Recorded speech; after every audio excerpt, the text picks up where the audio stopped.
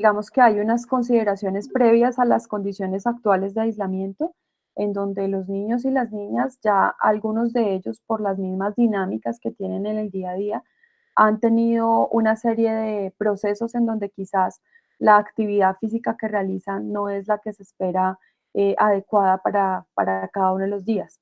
Esta etapa de confinamiento pues puede profundizar aún más la situación, o para aquellos que son físicamente activos puede generar que se disminuya sus niveles de actividad física si como padres y como cuidadores no hacemos lo posible para que eso no suceda. Hay una situación a nivel mundial, y es que los niños y las niñas ya desde lo que son recomendaciones de actividad física no se están generando esos cumplimientos, y en ese sentido pues digamos que es importante tenerlo en cuenta. Les contaba cómo voy a abordar la charla del día de hoy, y uno es explicitar qué significa tener niños y niñas físicamente activos. ¿Qué se recomienda en relación a la actividad física en los niños y las niñas? ¿Cuál es la relevancia o finalmente por qué es importante mantenerse activo? Digamos que a veces escuchamos por todas partes que la actividad física es muy importante, pero aquí un poco resaltar cuál es la relevancia que tiene en términos de los beneficios que la actividad física genera, y qué posibilidades, qué estrategias podemos emplear en nuestros hogares para poder promocionar esa actividad física a propósito de esta condición de aislamiento. En ese orden, entonces, voy a partir por hacer una claridad en términos conceptuales que es importante tener en cuenta, de una categoría que ha surgido recientemente en términos de entender que el problema no es solamente digamos, hacer algo de actividad física, porque a veces podemos hacer actividad física y eso aplica para todas las personas en todas las edades, pero resulta que es solamente una hora del día y el resto tenemos algo que se llama el comportamiento sedentario. Entonces aquí voy a diferenciar la inactividad física del comportamiento sedentario, porque ambas cosas hay que atenderlas, a ambas cosas hay que prestarles atención. Desde lo que es el comportamiento sedentario, digamos que hay unas consideraciones, y es que hablamos de comportamiento sedentario cuando realizamos actividades que generan un bajo gasto de energía. Entonces, en el caso de las actividades cotidianas, resulta que existe una unidad de medida de la cantidad de energía que gastamos, que se llaman los METs, y esa unidad de medida, cuando hablamos de unas actividades que hacemos por debajo de 1.5 METs, entre 1 y 1.5 METs, estamos hablando de actividades que realmente son de muy bajo gasto. ¿Qué significa eso? Todo nuestro cuerpo requiere energía para poder realizar diferentes actividades, para poder atender, para podernos concentrar, necesitamos energía. Pero cuando esas actividades son, por ejemplo, estar sentados, ver televisión, leer algunas cosas, mucho trabajo en sedente sobre todo, estamos hablando de un comportamiento sedentario. Entonces, en ese sentido, pues digamos que partimos de la base yo puedo tener una persona que realiza, un niño que realiza cierta actividad durante el día, que le genera un gasto de energía. Bueno, voy a hacer la diferenciación y ya hago esa observación. Cuando hablamos de inactividad física, estamos hablando de una condición en donde no cumplimos con las recomendaciones de actividad física para la edad. Entonces, esas recomendaciones ahorita las voy a explicitar más claramente, pero digamos, en un rango de edad nos dice que la recomendación es realizar entre 60 y 90 minutos de actividad física en un día, de actividades que requieren un gasto de energía por encima de lo que normalmente nosotros realizamos. Entonces, si por ejemplo los niños están realizando cierto tipo de actividades, pues les va a demandar un gasto de energía. Pero cuando hablamos de la actividad física, es una actividad que le demanda un gasto de energía por encima de lo que cotidianamente hace. Ahí surgen en las guías unos conceptos que a veces son un poco confusos para poderlos aplicar, como por ejemplo que nos digan que son actividades de moderada o a alta intensidad. Pues uno dice, bueno, ¿qué es eso de moderado? ¿Qué es de alto? Hay varias formas de mirarlo con relación a los niños, ahorita me voy a referir a eso, pero partimos de la base que son actividades que son de moderada a alta intensidad, no de baja intensidad. Entonces, en ese sentido, un niño o una niña inactivo físicamente es aquel que no cumple con las recomendaciones de actividad física para su edad. Mientras que los que son de comportamiento sedentario netamente, solo comportamiento sedentario, puede que sean físicamente activos, es decir, cumplen con esas recomendaciones para el día, pero el resto de horas del día en que están despiertos están en una serie de actividades que tienen muy bajo gasto de energía. Entonces yo puedo tener, como les estaba mostrando aquí, yo puedo tener un niño que, o una niña que es físicamente activa, pero con un comportamiento sedentario. O puedo tener a alguien que es inactivo físicamente con un comportamiento sedentario. Entonces, en ambos casos, digamos que lo que se busca es justamente corregir este comportamiento sedentario, buscando que no solo se cumpla con las recomendaciones de actividad física, sino que también podamos tener una serie de actividades que faciliten que la mayor parte del día no se nos vaya en condiciones de tipo sedentario, en actividades con comportamiento sedentario. Entonces, frente a la pregunta que les hacía, ¿qué significa tener niños y niñas activos físicamente? Esta foto es de mis maravillosos hijos, es parte de las actividades que nosotros estamos haciendo en casa a propósito de todas las necesidades y los requerimientos que nosotros tenemos que desarrollar. Y nosotros digo porque el ser físicamente activo no es un elemento netamente para los niños. Por las mismas responsabilidades que muchas veces asumimos, para los adultos cuesta a veces mucho trabajo poder realizar una serie de actividades. Y pues digamos que la charla está enfocada netamente a los niños, pero el objetivo es invitarles a también pensarnos en qué medida nosotros podemos cambiar esos comportamientos sedentarios como padres, en qué medida podemos promocionar esa actividad física como padres, porque efectivamente el ejemplo es una de las principales herramientas que nos puede ayudar eh, para no tener que predicar, sino más bien aplicar, porque es la mejor forma en que los niños y las niñas van aprendiendo.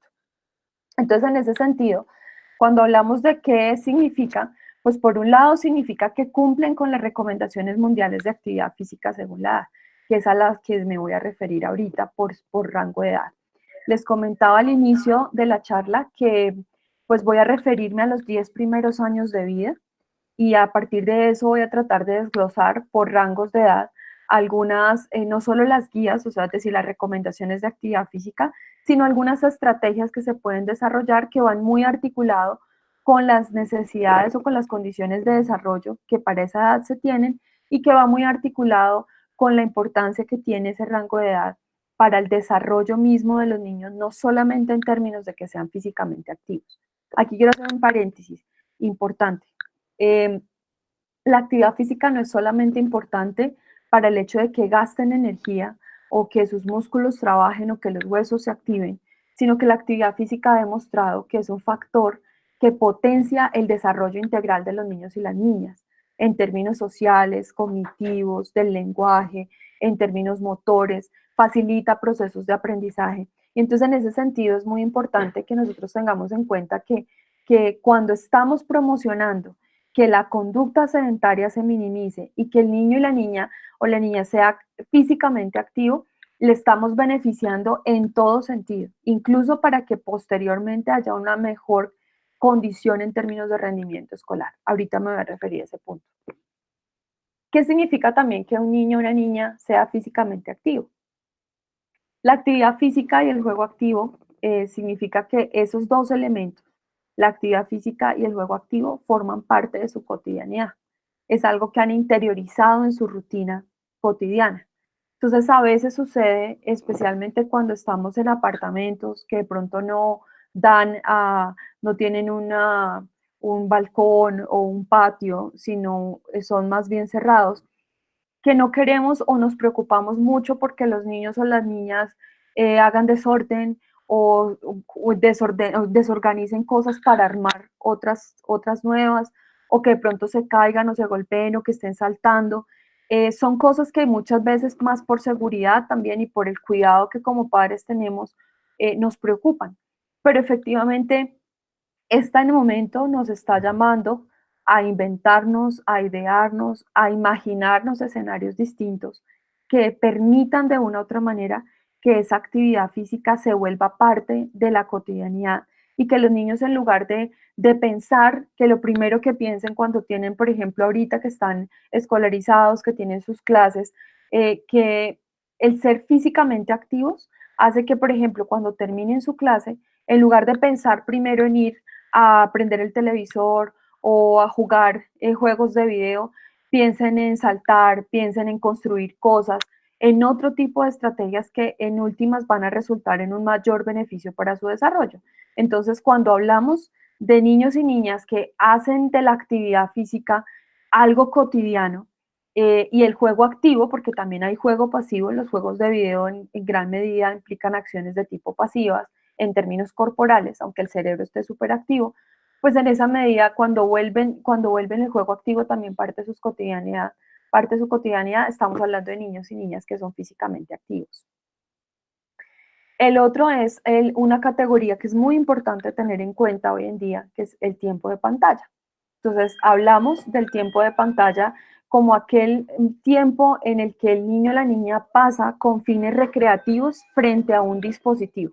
Hablamos de televisión, hablamos de computador, hablamos de iPad, de celulares, de cualquier tipo de tableta, de cualquier dispositivo tipo celular. Los niños y las niñas, por la dinámica que tenemos en este momento, porque me estoy refiriendo a población escolar, desde la etapa preescolar hasta quizás el final de la primaria, pues están recibiendo sus clases virtuales. Eso les va a implicar un tiempo específico enfrente de los dispositivos. Pero nosotros tenemos que tener mucha precaución en relación a los tiempos que efectivamente nuestros hijos están pasando en esa pantalla para poder incluso ver si estamos promocionando el comportamiento sedentario o si efectivamente entre una sesión y la otra de clase hacemos que se levanten, que se muevan, que hagan otra serie de actividades que les permita en un determinado momento poder desarrollar la actividad. Entonces, hablamos de niños físicamente activos cuando el tiempo de pantalla está limitado a las consideraciones según la edad, que son de las que voy a hablar ahorita en un instante. De acuerdo a la orden que les dije que iba a abordar la charla, pues lo siguiente sería poder hablar de esas recomendaciones. Bueno, el bajo comportamiento sedentario ya lo mencioné, de las recomendaciones en relación a actividad física. Existen diferentes guías a nivel mundial. Generalmente estas guías se construyen a partir de consensos de expertos que se reúnen, personas que tienen la experiencia, no solo el conocimiento, sino también la experiencia de trabajo en relación a lo que es la actividad física, y a partir de ese consenso construyen una serie de recomendaciones de lo que debería hacerse para que los niños y las niñas, que es en este caso, porque las recomendaciones son para todo el curso de vida, para los niños y las niñas puedan mantenerse físicamente activos.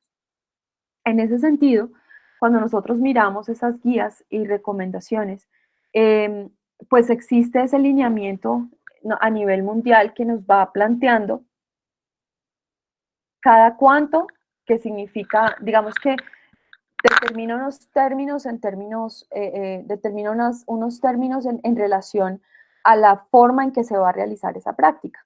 Entonces hablamos de cada cuánto se debe hacer, cuánto tiempo se debe desarrollar cada sesión, qué tan fuerte y qué tipo de actividad. En esos términos están planteados los lineamientos a nivel mundial. Cuando hablamos, digamos, los rangos de edad, esos lineamientos se establecen de acuerdo al curso de vida en el que estemos. Estamos hablando de niños, de adolescentes, de adultos mayores. Eh, entonces, en ese sentido, eh, tenemos, discúlpenme un momento, tenemos las condiciones para establecer el rango de edad. Y es a lo que me voy a referir en este momento, que dijimos de 0 a 10 años, es de lo que voy a hablar en esta charla. Pero ustedes pueden encontrar que hay guías y recomendaciones para los adolescentes, los adultos y las personas mayores, los adultos mayores.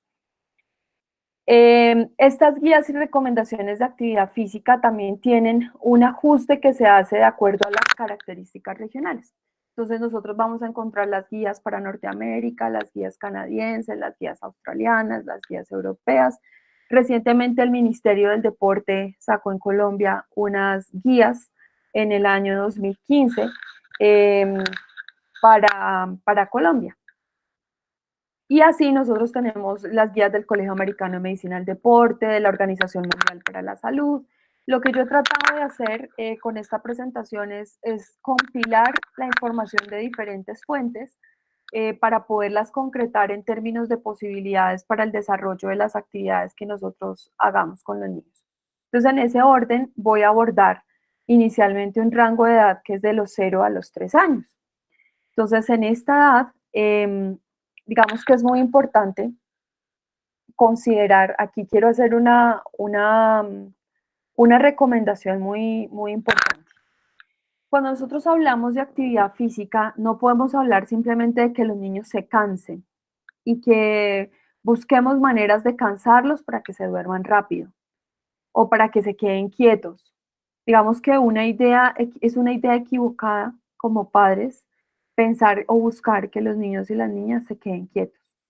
Lo que nosotros necesitamos es brindarles alternativas para que puedan explorar su entorno, que puedan tener aprendizajes significativos y que los procesos de interacción que hacen efectivamente les resulten un beneficio para ellos. En ese sentido, cuando nosotros miramos los niños y las niñas de 0 a 3 años, estamos hablando que es una etapa muy particular en términos del proceso de desarrollo y de crecimiento, en donde ellos están empezando a explorar esas relaciones propias con su entorno. El primer año de vida, los niños están inicialmente centrados en reconocerse a sí mismos, en conocer su cuerpo, las partes de su cuerpo, en observar, por ejemplo, unas manos que inicialmente parecen muy lejanas y después reconocer que son parte de ellos. Y todo ese proceso de exploración está facilitado de manera muy importante por el movimiento corporal.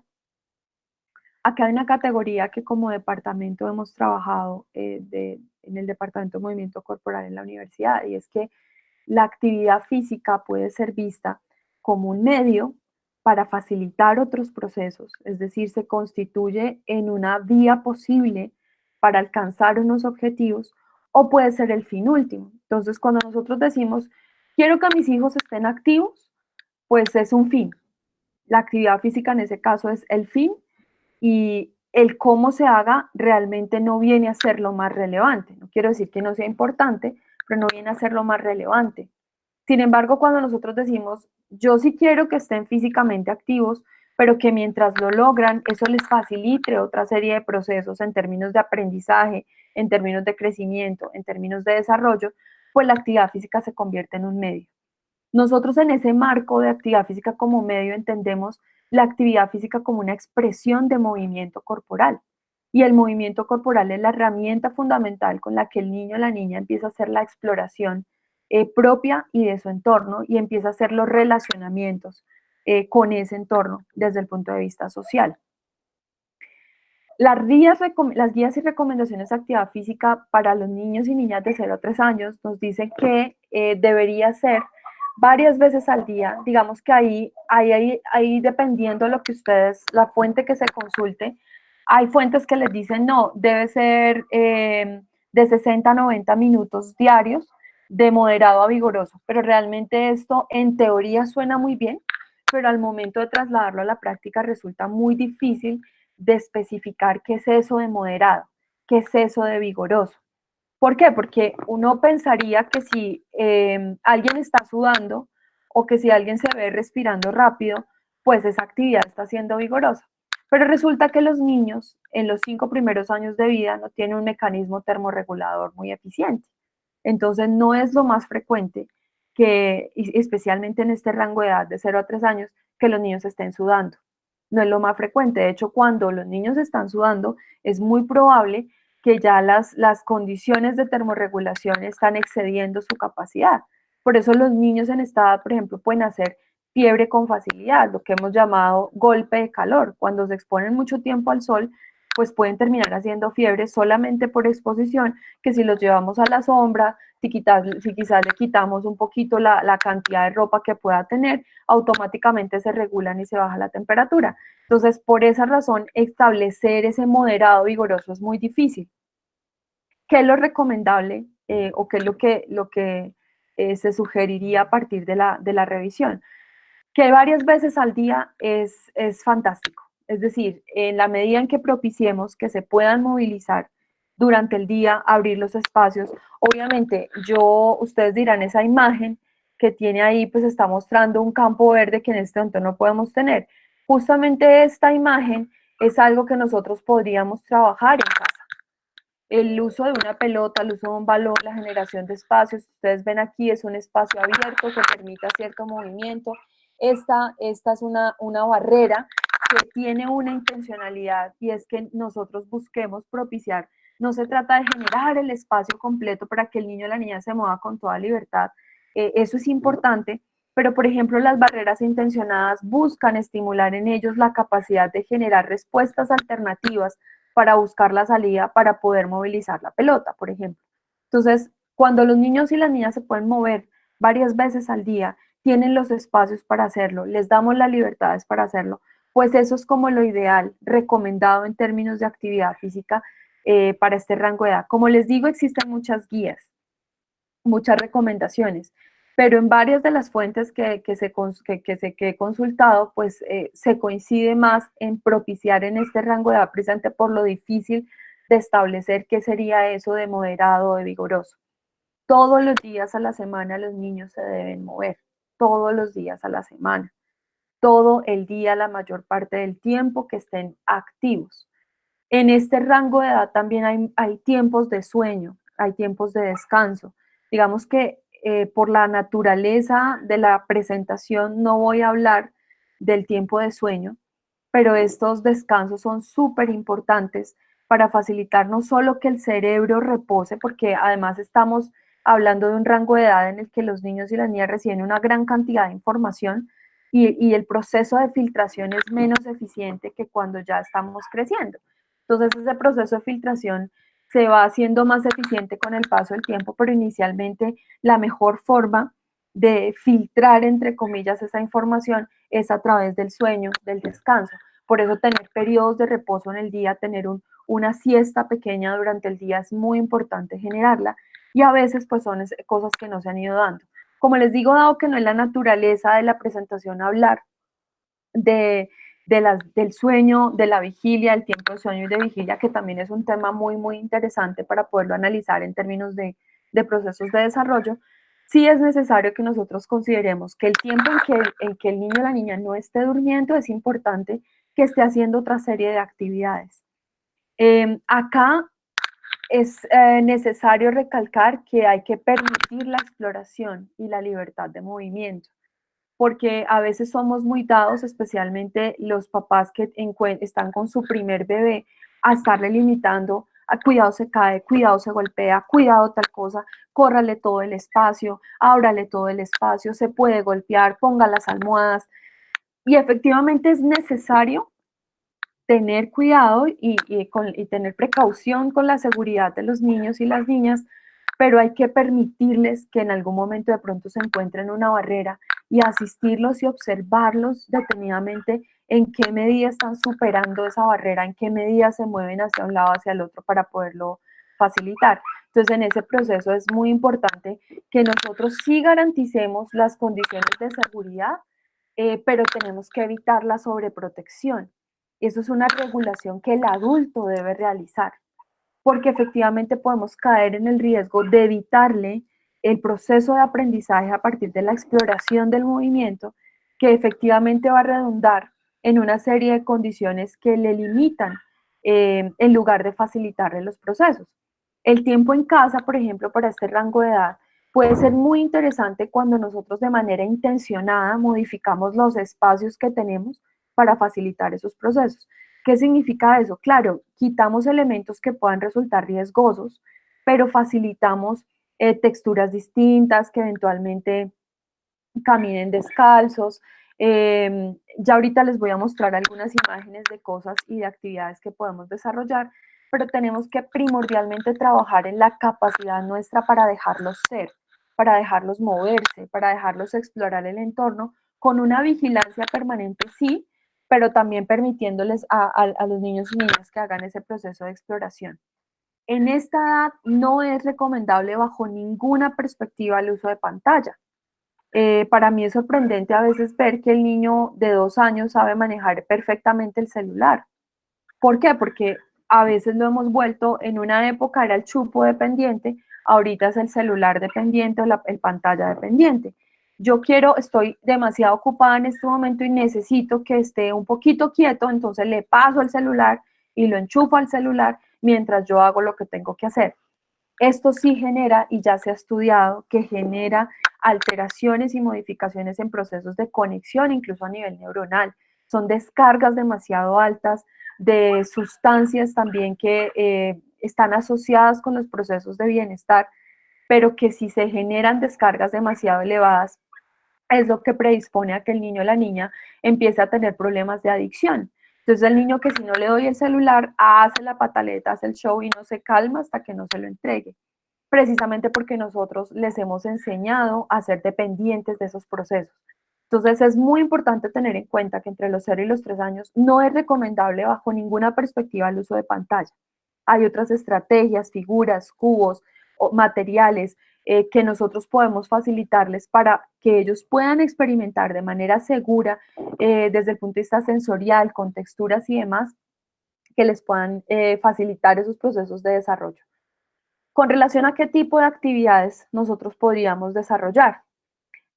Aquí es importante tener unas consideraciones y es que de acuerdo a las condiciones de desarrollo y por la edad que tenemos, pues está recomendado las actividades que favorezcan la exploración, la investigación, el descubrimiento, la participación infantil en forma libre y espontánea.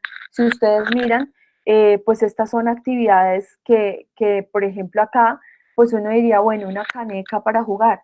Bueno, si nosotros la tenemos limpia, si eventualmente, obviamente no es la que estamos usando, pero tenemos cubos, cajas, cartones, canecas, cosas donde ellos puedan depositar cosas, baldes, la taza, que puedan ellos experimentar qué sucede si ponen, si sacan cosas, que lo puedan arrastrar, que lo puedan levantar. Estas actividades de exploración les permiten a ellos un proceso de aprendizaje con relación a su entorno y favorecen de manera muy importante no solo su desarrollo motor, sino toda la estructura de desarrollo en términos sociales, en términos cognitivos, en términos de procesos de aprendizaje desde lo motor, para ir puliendo esos movimientos que se requieren en esta etapa de desarrollo, en donde los movimientos fundamentales hacia cerca de los 3 años, pues están apenas en una etapa inicial, se están esbozando esos movimientos. Todas esas actividades, la manipulación de objetos, en algún momento experiencias, por ejemplo, como estas, donde la experiencia sensorial implica unas percepciones muy distintas para los niños, las niñas. Hay mamás que yo conozco que, por ejemplo, no dejan a sus hijos andar descalzos porque de pronto se golpean los dedos, porque de pronto el frío se les va a meter al estómago, porque por miles de razones. Pero estas experiencias, por ejemplo, de andar descalzos, de caminar sobre texturas distintas, sobre plataformas de diferentes percepciones, por ejemplo, almohadas, otras más planas, otras como esta baldosa, les brindan información sensorial muy necesaria para favorecer su proceso de desarrollo y los mantiene activos físicamente. Desde ninguna perspectiva es recomendable que todo el tiempo esté haciendo miles de cosas, porque habrá momentos en los que es importante de pronto sentarle, utilizar algunos objetos que pueda manipular en ciertas posiciones para poder ganar habilidades en términos del control postural. Pero es necesario que nosotros tengamos en cuenta que las experiencias de movimiento también son necesarias para el control postural, para el estímulo propioceptivo, para el estímulo de equilibrio, para la ganancia de habilidad motora, los desplazamientos, los reconocimientos de su propio cuerpo, porque cada uno de esos estímulos que se están dando generan una serie de percepciones que son muy importantes para tener allí. Por ejemplo, aquí hay una cosa también que es muy importante y es que nosotros a veces somos dados como padres a no permitir ciertas experiencias. Me explico. En esta edad es muy importante, bueno, en todas las edades, pero en esta en particular, el tema de la motivación para los juegos es supremamente importante. O sea, permitirle al niño o la niña explorar de manera espontánea el tipo de actividades que puede desarrollar, las que, digamos, las motivaciones que tenga para realizar ciertos movimientos, porque eso es lo que facilita como esos procesos de descubrimiento. Aquí se busca que los niños realicen actividades de tipo autónomo. Se busca que esas actividades de exploración corporal y del medio sean sí seguras y acompañadas, pero que permitan esas posibilidades de aprendizaje que se van a dar en la medida en que se suelte al niño o la niña para poder explorar y jugar. Los objetos sencillos, a veces nosotros, no sé si a ustedes les pasa, pero a mí me ha pasado muchas veces que los que tienen hijos, que salimos a buscar de pronto y encontramos una cantidad de juguetes que tienen un montón de cosas que visualmente se ven súper lindos, pero que cuando uno empieza a analizar, bueno, este juguete a la luz de las condiciones de desarrollo, a la luz de las experiencias que quisiera, pues entre más sencillo, entre más fácil lo pueda manipular, entre más fácil lo pueda alzar, entre menos riesgo tenga si se lo mete a la boca, que pronto se lastime la encía, etcétera. Esos son los mejores juguetes. No necesitamos cosas tan elaboradas, por eso les traigo estas fotos. Es de mi niño mayor cuando estaba más chiquito jugando, con actividades y con experiencias que son absolutamente sencillas y que se pueden conseguir en cualquier vivienda.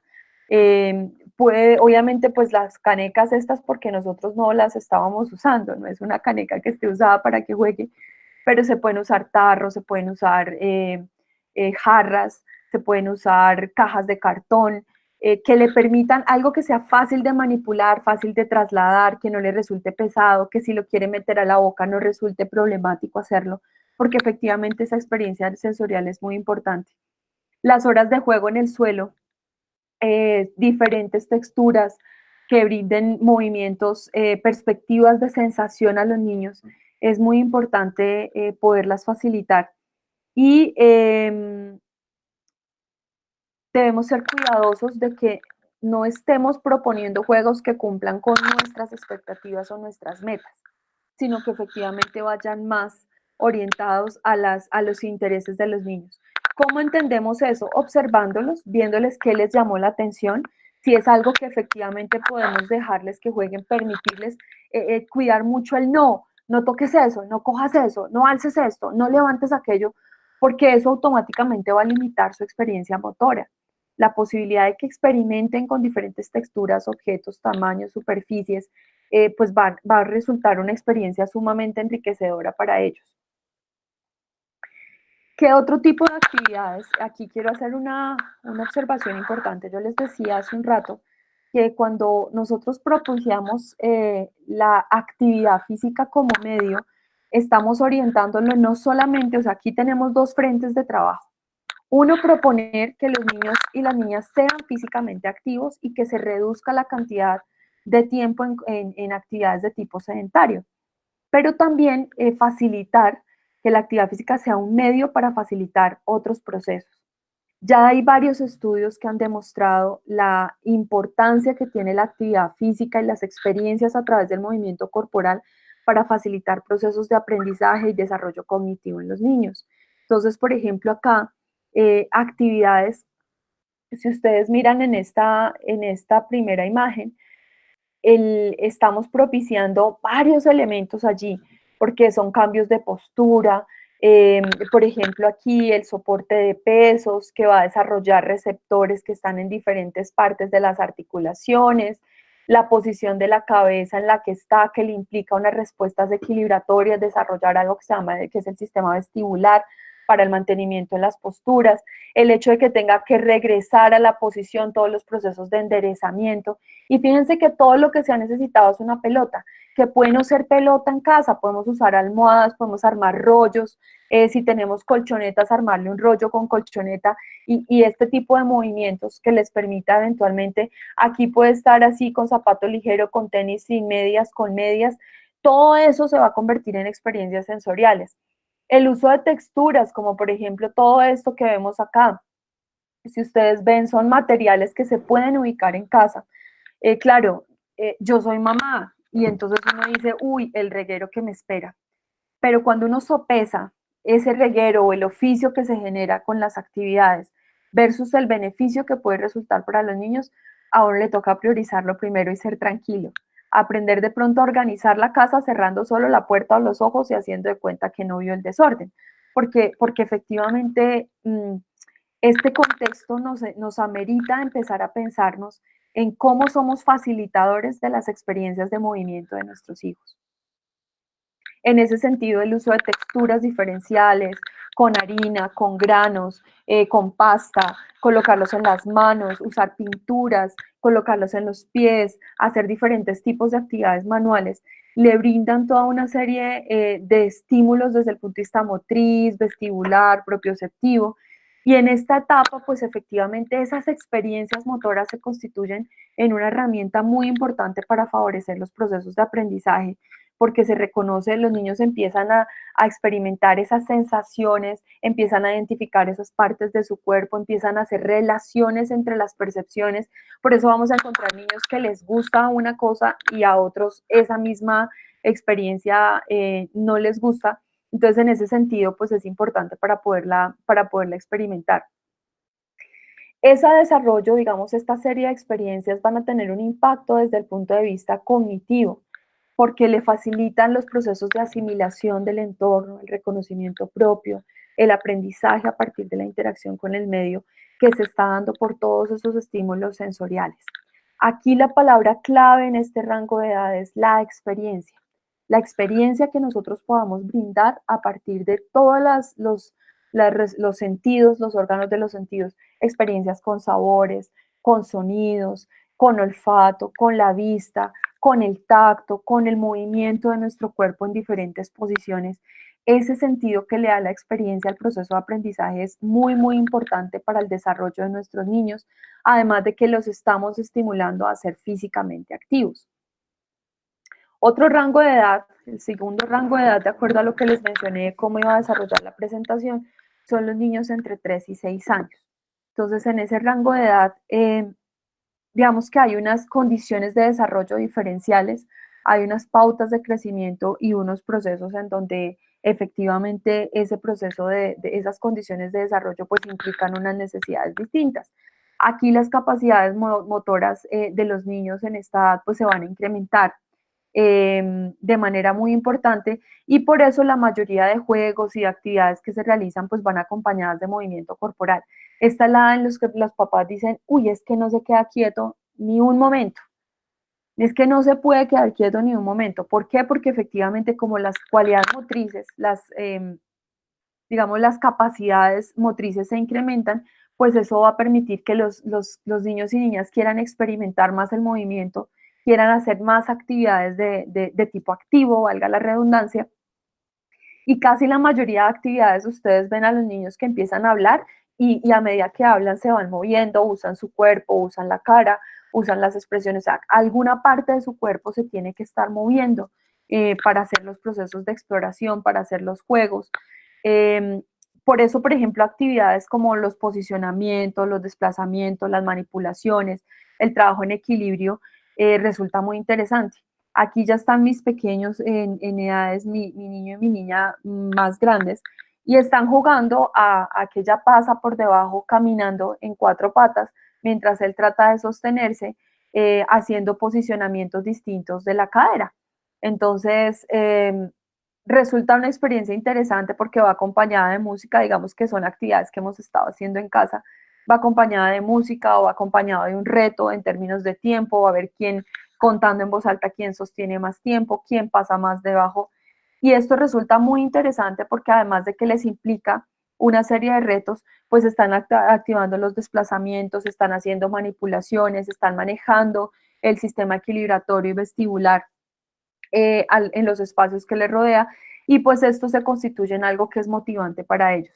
En esta edad, si nosotros aprovechamos esta edad para los niños y las niñas que están allí en este rango, es un momento muy importante para impulsar actividades de tipo activo, porque efectivamente por su desarrollo motor les llama mucho más la atención por la maduración de ciertas habilidades motrices, les llama mucho más la atención los juegos que involucren movimiento corporal. Entonces, por ejemplo, aquí el tratar de moverse con posiciones distintas, la carretilla, bueno, ahorita les voy a mostrar algunas actividades que se pueden desarrollar a esta edad.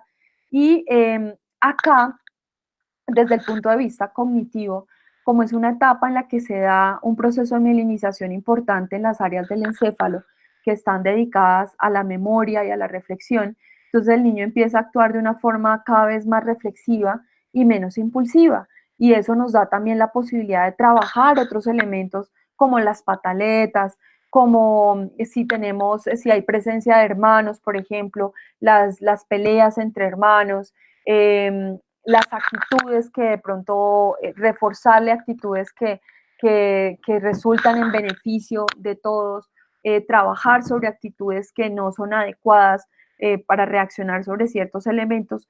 Y ese es un elemento, este es un momento importante para poderlo hacer, precisamente por esas capacidades reflexivas y menos impulsivas que hasta ya se empiezan a notar. Las actividades, por ejemplo, basadas en juego de roles, de imitación, que involucren procesos de clasificación, pues resultan muy enriquecedoras.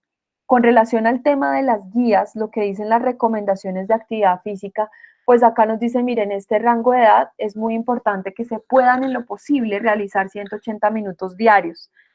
Aquí quiero hacer una claridad, no es que uno ponga los 180 minutos de manera completa, continua, a los niños y las niñas porque difícilmente van a estar con la misma atención, con la misma disposición, o habría que hacer una gran cantidad de variaciones en términos de actividades y estímulos para que puedan mantenerse. Entonces, lo que aquí se busca es que durante el día se logren acumular esos 180 minutos diarios, que vienen pues equivaliendo a 3 horas de trabajo con unas variaciones en intensidades, es decir, actividades que puedan hacer con cambios de posición, que sean un poquito más fuertes, como correr, como saltar, como estas posiciones que les estoy mostrando, y otras actividades que puedan llegar a ser un poco más tranquilas, si así se quisiera decir, en términos de manipulación, de fijación, de atención, de seguimiento de instrucciones, que favorecen mucho el desarrollo con los niños. Como estamos hablando que esta edad es muy relacionada con la etapa preescolar, en lo que se busca es que durante el día logren acumular, o sea, 180 minutos diarios, pero que al menos de esos 180 minutos diarios, 1 hora esté destinada a la actividad física y otra esté destinada al juego activo. ¿Eso qué nos brinda? Nos brinda la posibilidad de 1 hora más de utilizar de actividades más de tipo cognitivo, más de concentración, más de atención, precisamente para facilitar esos procesos de desarrollo. Acá los tiempos de pantalla se limitan a menos de 1 hora por día. Es decir, ya tenemos posiblemente niños que tienen que tomar algunas clases virtuales. Aquí es necesario que se empiecen a generar de manera más intencionada las pausas entre una actividad y la otra para que el niño o la niña no permanezca más de 1 hora frente a una pantalla. Entonces, en ese sentido también es muy importante poderlo manejar. ¿Qué tipo de actividades podemos realizar? Por ejemplo, aquí nosotros vemos juegos con objetos. Aquí hay una cantidad de posibilidades. Aquí están mis pequeños jugando un juego de roles eh, disfrazados de soldados y pues es todo un armazón en términos de batalla, en términos de armar con colchonetas como el cambuche o la carpa para salvaguardarse y demás. Entonces, en ese sentido, los juegos con objetos que permitan experimentar diferentes sensaciones, como por ejemplo este que estamos viendo acá. Si ustedes ven, podemos usar hasta las almohadas de la cama para poderlos poner a caminar allí. Yo sé que muchas veces hemos escuchado que saltar encima de las camas puede dañar los resortes de las camas que tienen esos resortes o puede dañar la cama, pero efectivamente resulta una experiencia muy interesante para ellos, sobre todo si al caer la cama es blanda, el ejercicio de subir, de dejarse caer, de saltar, tiene toda una serie de informaciones que les permiten a ellos desarrollar procesos de equilibrio, estimulaciones del sistema vestibular que finalmente les va a ayudar después a todo lo que es el posicionamiento, los cambios de posición, la ubicación de la cabeza, de los ojos, el seguimiento visual, la percepción, algo que se llama la percepción de profundidad, que es algo muy importante en los procesos de desarrollo para los niños. El uso, por ejemplo, de las experiencias de crear escenarios imaginarios. Nuestra casa se puede convertir en un escenario muy interesante. Nuestra casa se puede convertir en un castillo, se puede convertir en una plaza de mercado, se puede convertir en un restaurante. Eso va a depender mucho de cómo nosotros los adultos intencionamos ese tipo de actividades para que se puedan dar las respuestas que eventualmente nosotros estamos esperando. Entonces ahí es muy importante, por ejemplo, el compartir con ellos, el trabajar experiencias a partir del ritmo, la música, el trabajar la coordinación. Entonces aquí, por ejemplo, juegos como estos, que yo creo que si todos nos evocamos a la infancia, pues son juegos, el juego de la lleva es algo que producía una enorme emoción cuando ya uno sentía cerca que lo iban a coger y entonces empezaba a correr más rápido. Claro, uno acá en las casas dice, no, pero es que pronto se golpean. Sí, eso puede suceder. Por eso nosotros como adultos necesitamos generar una serie de espacios, de pronto recoger cosas, de pronto más bien utilizar un espacio para almacenar un montón de cosas que mientras regresamos a las rutinas cotidianas de pronto se puedan volver a sacar porque ya está el parque, ya está la cancha, ya hay otros escenarios para jugar. Pero mientras estemos acá, nosotros también tenemos que evaluar si hay cosas de nuestra casa que podríamos recoger eventualmente, que podríamos guardar, así sean amontonadas en uno de los espacios, para abrir más lugares que le den la posibilidad a los niños de crear escenarios, de generar roles distintos, de experimentar otra serie de actividades que resultan muy, muy enriquecedoras. Por ejemplo, esta es una actividad que es muy bonita de hacer porque va desde poder armar utilizando papel o foam, y aquí ustedes pueden mirar el material que mejor les resulte. Eh, Poder desde utilizar el papel, colocar, por ejemplo, el pie de la niña, del niño, colocar un zapato, tomarle la medida, que ellos lo recorten, que lo coloquen la cinta, empezar a pegarlo en el piso. Todo eso son cosas que podemos hacer en casa y que resultan sumamente enriquecedoras para el proceso de aprendizaje. Entonces aquí, por ejemplo, con este ejercicio estamos trabajando la lateralidad, es decir, lo que es derecho e izquierdo, porque en esta edad ya empieza la noción, por ejemplo, de esa lateralidad. No sé si ustedes conocen el juego del twister, que efectivamente les va generando toda una serie de herramientas y que permite favorecer los cambios de posición, las secuencias de movimiento que normalmente nosotros no usamos. Entonces le dice mano derecha con pie izquierdo y mientras tanto cante una canción o cosas así que van generando una serie de experiencias de movimiento que mantienen a nuestros hijos activos, que los desconectan de la pantalla y que además nos dan a nosotros la oportunidad de pasar tiempos muy interesantes con ellos. Esto es algo, pues las personas que me conocen saben que me gusta cantar y esto es algo que, aunque no soy yo obviamente la de la foto, pero es algo que solemos hacer. Por ejemplo, el uso de las coreografías, el inventarnos coreografías, el mirar a qué suena la canción, el jugar a movimientos chistosos. Entonces, ¿qué movimiento chistoso puedes hacer utilizando los pies? ¿Qué movimiento chistoso puedes hacer utilizando las manos, utilizando la cola, utilizando la cara? Porque efectivamente son experiencias de movimiento que si ustedes ven todas las actividades que les estoy proponiendo, se pueden hacer en la casa. ¿Qué nos implica a nosotros? Nos implica tiempo, nos implica organizar muy bien las agendas para poder hacer esos procesos, pero efectivamente nos garantiza tener unas posibilidades de aprendizaje muy, muy interesantes con los niños. Este es el grupo, otro de los grupos que es importante, pues digamos, considerar.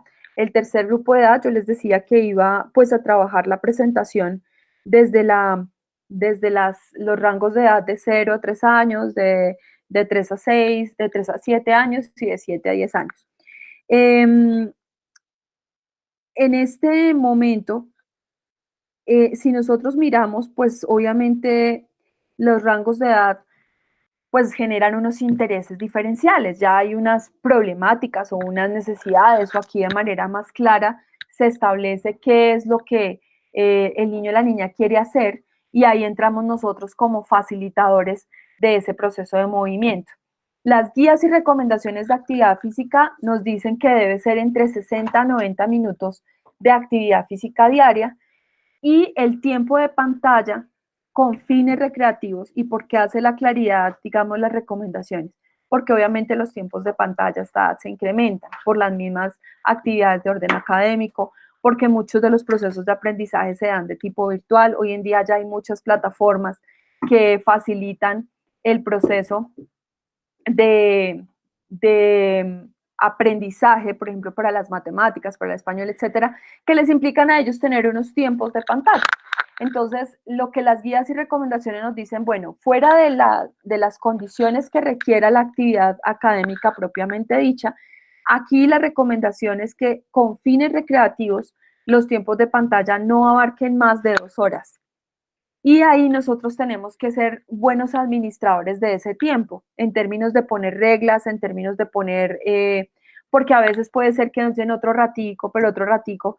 Si nosotros pensamos en términos de las posibilidades que estos tiempos de pantalla quitan, por ejemplo, para la interacción, para otros procesos de aprendizaje, pues uno ya como con más tranquilidad le puede decir, no, no te dejo utilizar ese tiempo. Es importante que nosotros no consideremos eh, los procesos de como la pantalla para que se mantengan ocupados en el mientras tanto, en el mientras yo hago este tipo de cosas. Por eso a veces es importante organizar una agenda y decir, bueno, mañana qué actividades podríamos hacer, qué materiales vamos a necesitar.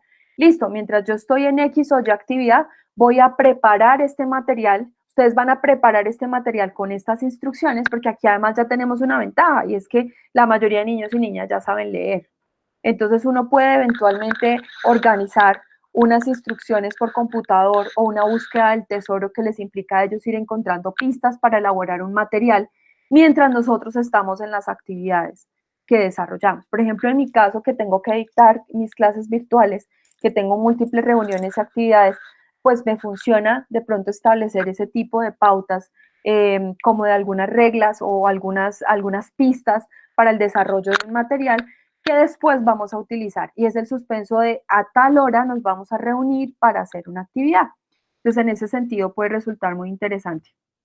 Los juegos y las estrategias educativas que favorezcan y potencien el desarrollo de desplazamientos, manipulaciones, equilibrios, coordinaciones generales, los juegos populares, las experiencias educativas, todo eso les va a facilitar los procesos de desarrollo. Aquí un elemento que me gustaría resaltar, como para ir de pronto ya cerrando, es que en esta etapa ya han madurado procesos como patrones fundamentales como correr, saltar, atajar, lanzar, y el fuerte es la potenciación de habilidades desde el punto de vista motor. Entonces, todas las actividades que involucren estrategias de familiarización con distintas disciplinas deportivas son adecuadas y son pertinentes para el desarrollo de los niños. Y acá un elemento que puede resultar de mucha utilidad es el ayudar en tareas domésticas. Nos toca a nosotros ser muy creativos en pensarnos cómo eso se convierte en un juego más que en una obligación. Cómo lo convierto en una estrategia de aprendizaje para ellos desde el punto de vista motor. Obviamente el fin no es que haga muy bien la tarea doméstica, sino que le estoy enseñando a través de ella y que le estoy facilitando. Eso es un elemento, digamos, a punta de recomendaciones. Por ejemplo, el tema rítmico acá es un elemento también que es muy importante trabajar. Entonces, acá, por ejemplo, en las actividades que ustedes ven, pues este es un juego de la silla en donde hay un sonido que se está colocando y al momento en que se apague, pues nos vamos a ir a sentar. Entonces, pues esa es una forma en que se pueden desarrollar estrategias como el ritmo, el seguimiento de instrucciones, la habilidad motora, la velocidad de reacción. Eh, Juegos, digamos, actividades como bailar, el seguimiento de ciertas clases grupales.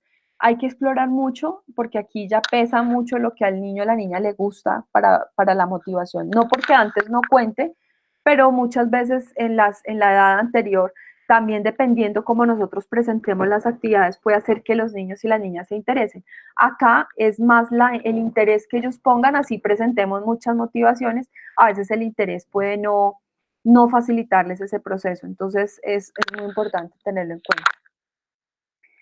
Como para recalcar aquí, nosotros hemos hablado de la actividad física. Yo les dije que iba a abordar la presentación en 3 elementos. Este es el último elemento en términos de beneficios. ¿Por qué es importante la actividad física? Efectivamente, hay una enorme producción de material científico que demuestra cómo niños físicamente activos son niños que van a tener mejores condiciones de salud en el futuro, menos enfermedades crónicas de tipo cardiovascular, como la hipertensión, o menos enfermedades crónicas como el colesterol, los triglicéridos elevados, o problemas de obesidad o de sobrepeso, como enfermedades metabólicas en este ámbito. Pero hay unos elementos también muy importantes. Yo me refería a niños y niñas que en la mayor parte de su rango de edad están escolarizados. Entonces, en este caso, hay unos beneficios adicionales que el ejercicio genera en términos de impacto sobre el sistema nervioso. Entonces, en ese caso, el ejercicio induce la plasticidad y la protección del sistema nervioso, favorece el desarrollo de procesos como la memoria la experiencia con el movimiento. Se ha encontrado que tiene un impacto interesante en términos de esos procesos de atención y de memoria, mejora la plasticidad de la corteza motora y las habilidades cognitivas. El ejercicio, digamos que tiene un impacto interesante en funciones ejecutivas, como cuáles, como la atención, como la memoria, algo que es el control inhibitorio, que es supremamente importante, que es la capacidad de dejar de responder de manera automática a un estímulo y analizar primero el contexto, tomarse un espacio para luego emitir una respuesta que esté ajustada a ese contexto. Eso es algo que nosotros vamos desarrollando con el paso del tiempo, pero se ha encontrado que el ejercicio tiene un impacto interesante en términos del control inhibitorio.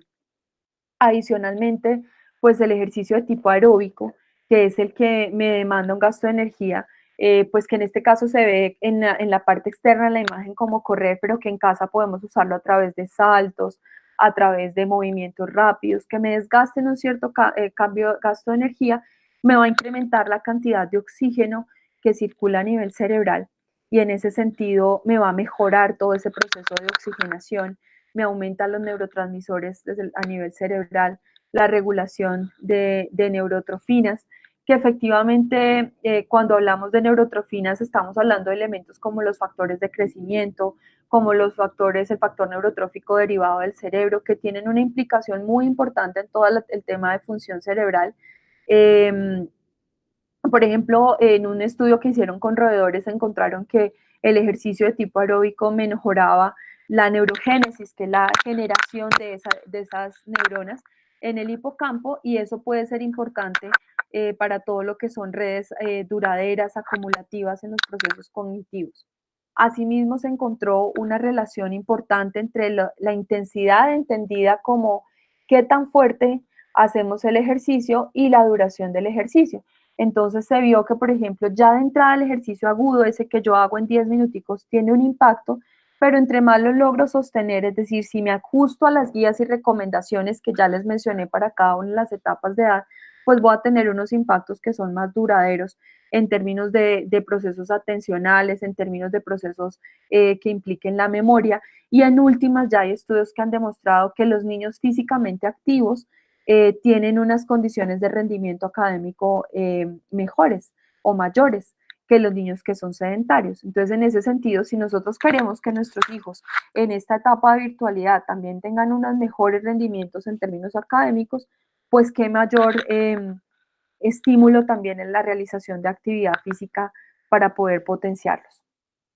Por último, dejarles un mensaje, y es que este mensaje lo planteó Sor Teresa de Calcuta. Dice: la palabra convence, pero el ejemplo arrastra. No te preocupes porque tus hijos no te escuchan, te observan todo el día. En la medida en que nosotros nos involucremos con la realización de las actividades, en la medida en que nosotros desde nuestras actitudes les mostremos que sí es posible, en la medida en que nosotros tomemos con buena actitud el hacer actividad física, pues eso también va a permitir que ellos, al observarlo, empiecen a entender que esto es un elemento importante. Estamos protegiendo la salud de nuestros hijos, estamos protegiendo su futuro en la medida en que les estamos estimulando a ser físicamente activos.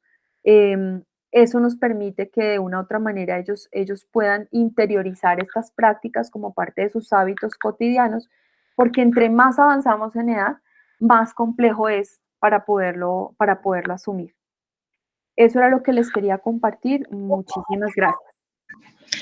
Muchas gracias, profe Mari. Excelente, excelente la ilustración, muy organizado el tema y sobre todo el tema de la claridad por grupos de edad es muy importante porque definitivamente las necesidades de los niños y niñas en cada etapa de su vida de infancia cambian de manera importante. Vamos a dejar unos 5 minuticos para las preguntas del público, entonces les pido el favor que el que tenga preguntas las escriba por el chat para que nuestra profesora Mari nos pueda aclarar las dudas.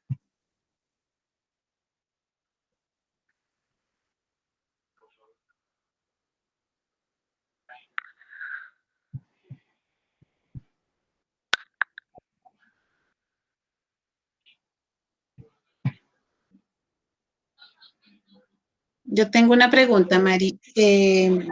Para espacios así tan limitados, porque pues en la vida real pues uno ve en las noticias unas propuestas de trabajo de personas que son activas, deportistas, y tienen una opción de movimiento muy grande. Pero en la vida realidad incluso vemos que hay apartamentos que están construyendo en los últimos años, yo me quedo aterrada, pero hay apartamentos de muy poco espacio, incluso 40 metros cuadrados. En ese tipo de espacios, ¿qué recomendaciones harías tú para la población infantil? Pues yo lo que recomiendo es recoger cosas. ¿En qué sentido? Esta es una condición que nos ha implicado analizarnos de formas diferenciales. Es una situación que creo que nunca habíamos tenido que vivir. Y en ese sentido, pues uno tendría que mirar, bueno, ¿cómo puedo convertir el espacio que tengo, desde lo que tengo y desde las posibilidades que tengo, en un espacio que le brinde alternativas de movimiento a pesar de la limitación?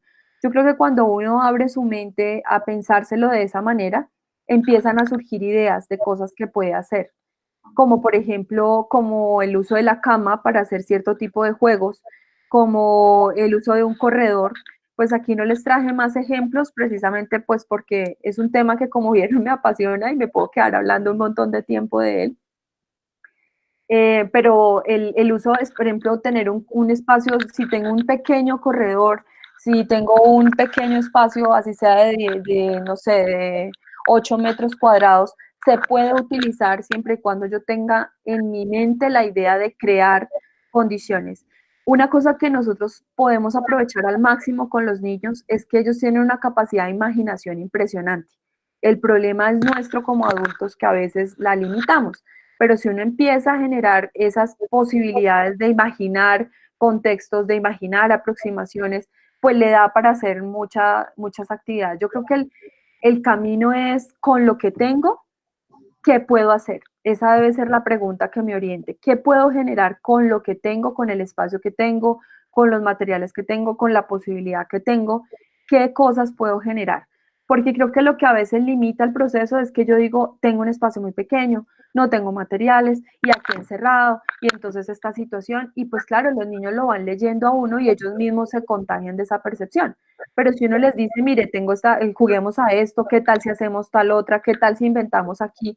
Hasta una guerra de almohadas puede resultar bastante interesante para ellos. Eso va a depender mucho de las alternativas que el adulto le ofrezca y de la actitud que el adulto demuestre frente a este tipo de procesos. Excelente. Y acá tenemos una última pregunta. ¿Cómo se puede hacer la progresión de la actividad física después del aislamiento? Yo creo que la progresión se hace desde ahorita, porque digamos que lo que nosotros tenemos que evitar es que nuestros niños entren en inactividad física o que dejen de estarlo si ya son inactivos físicamente. Y la idea también es evitar que se profundicen los comportamientos sedentarios.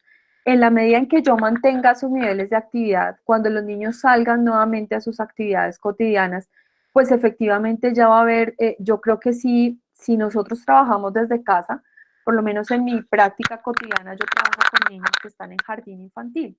Entonces, una de las cosas que sí es necesario es tener en cuenta que muy probablemente las pautas del trabajo en mesa, sentados, en salón. Vamos a tener que pensárnoslas en condiciones distintas si nosotros hemos hecho como papás la tarea de mantener a nuestros hijos físicamente activos.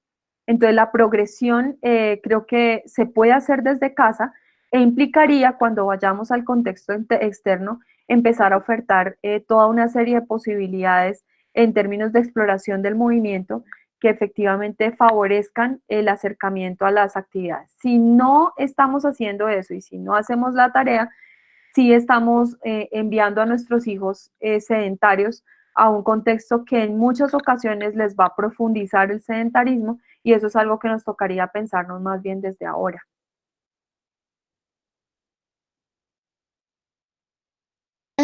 Perfecto, muchísimas gracias. Vamos a ver si hay...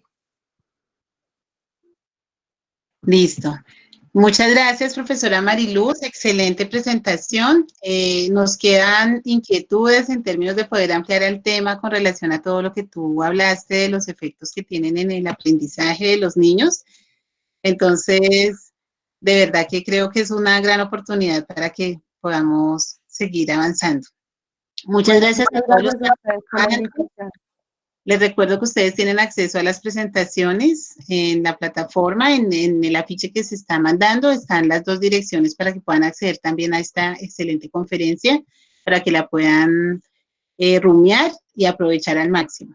Muchas gracias, les recuerdo que mañana a las 8 de la mañana también tenemos conferencia. Por favor, les solicito que todos cuelguen la llamada para que podamos terminar la grabación y esperamos vernos muy pronto. Bendiciones y felices sueños. Hasta luego.